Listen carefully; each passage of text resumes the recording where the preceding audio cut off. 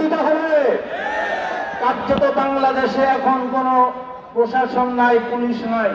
আপনারা দেখেছেন পুলিশদেরকে জনগণের মুখোমুখি দাঁড় করিয়েছে এই ফ্যাসিবাদী হাসিনা, এবং পুলিশের মাধ্যমে আমাদের উপরে যে জুলুম চালিয়েছে, অত্যাচার চালিয়েছে, এই সমস্ত পেশাদারিত্বের বাইরে গিয়ে আমাদের উপরে যারা অত্যাচার করেছে, জুলুম করেছে, এই পুলিশ বাহিনী নতুন করে সাজানোর উদ্যোগ নেওয়া হয়েছে। এদের মাধ্যমে এই সমস্ত পুলিশ প্রশাসনে লুকিয়ে থাকা আওয়ামী লীগের এই পাল্লাদেরকে বাংলার জমিন থেকে আমরা যেতে দেব না। এদেরকে বিচার করতে হবে।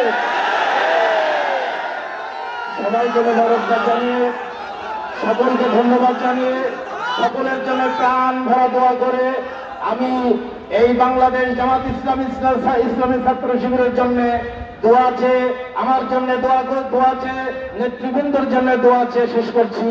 আসসালামু আলাইকুম ওয়া রাহমাতুল্লাহি ওয়া বারাকাতুহু।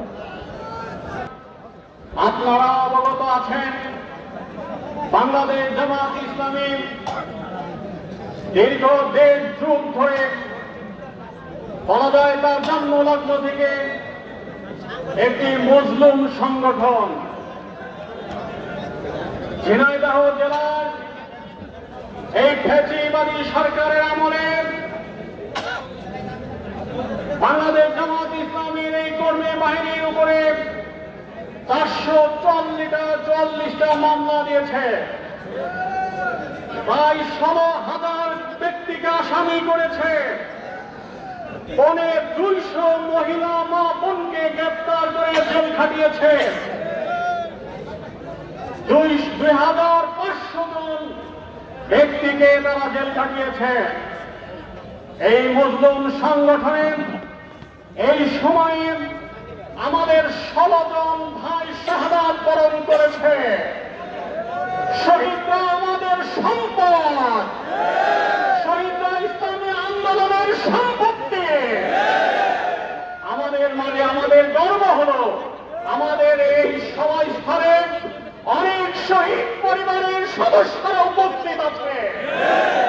এ পর্যায়ে শহীদ পরিবারের পক্ষ থেকে আমরা সকল শহীদদেরকে পরিবারকে সুযোগ দিতে পারছি না।